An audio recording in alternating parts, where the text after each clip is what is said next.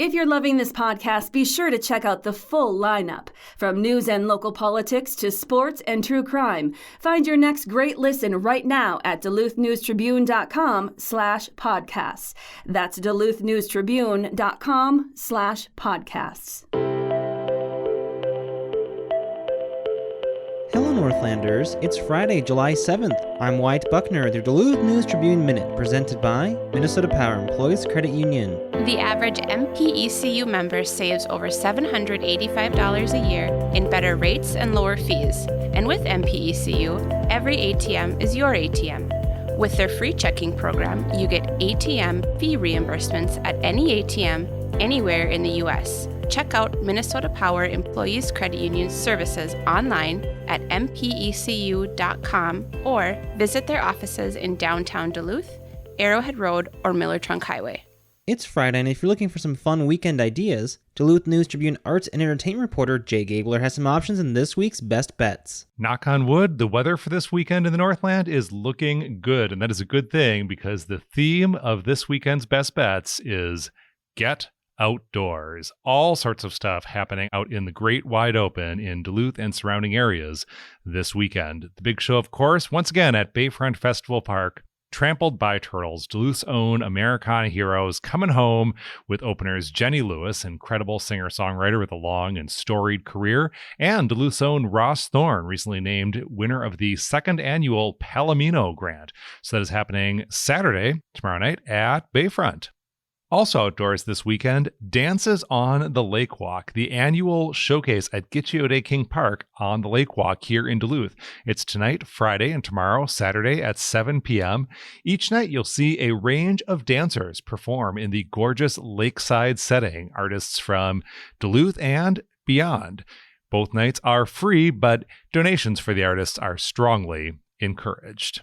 Also this weekend, a 2-day music festival is debuting on Madeline Island. It's called Music for the Water, taking place today and tomorrow, Friday and Saturday, with performances by artists including Annie Humphrey and David Huckfeld. There will also be an Indigenous art and vendor market associated with the event, which honors the long history of Native culture on the largest of what settlers later designated the Apostle Islands.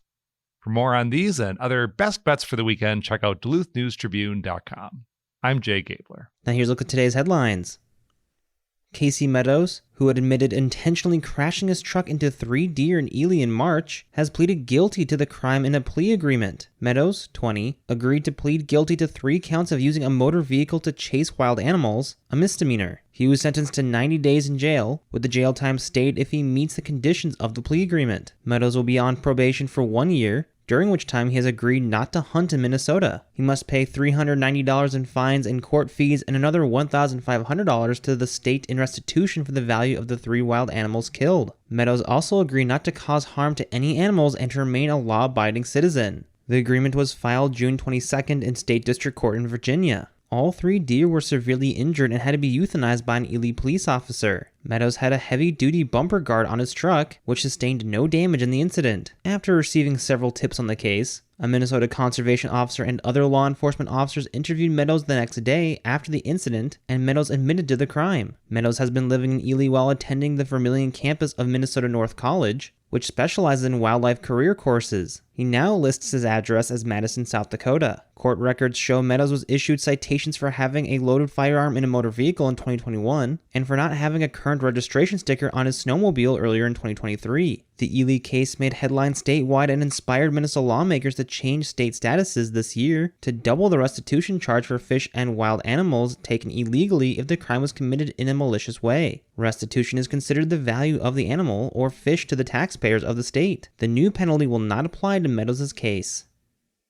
Minnesota leads the nation as the safest state for boating, according to one recent study that looked at fatal boating accidents for every 100,000 boats registered. The data used in the study came from the U.S. Coast Guard's recreational boating statistics, covering the 5-year period from 2018 to 2022. The survey was conducted for the online fishing guide booking service Captain Experiences. Minnesota suffered just 1.8 fatalities annually for every 100,000 boats on the water, far below the national average of 5.6 deaths per 100,000 boats. North Dakota is the second safest state at 2.5 deaths annually for every 100,000 votes, with Iowa third at 2.6, Nebraska fourth at 2.7, Michigan fifth with 2.8, and Wisconsin sixth at 3.1. The study found Minnesota had 459 reported serious boating accidents between 2018 and 2022, with 73 deaths for an average of 11.2 deaths per year. Alaska was by far the most dangerous state for boating, with 33.6 fatalities annually per 100,000 boats registered. Hawaii was second most dangerous with 23.8 deaths per 100,000 boats.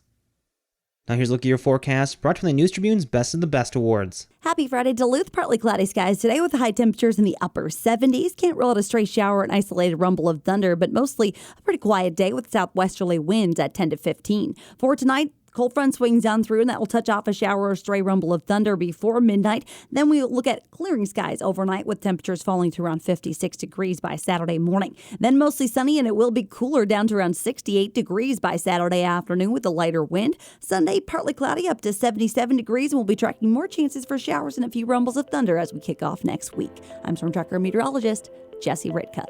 Thank you to the Best of the Best Awards for their support. The contest is an annual celebration of the best the Northland has to offer when it comes to businesses and organizations to make the Northland a better place to live. Nominations are now open and accepted until July 14th as the first part of the competition. Voting will take place August 7th to August 21st. Nominate your favorites at duluthnewstribune.news. Reporting for today's episode was done by John Myers and Jay Gabler. Thank you for listening to Duluth News Tribune Minute. Have a great weekend, and we'll see you back here Monday.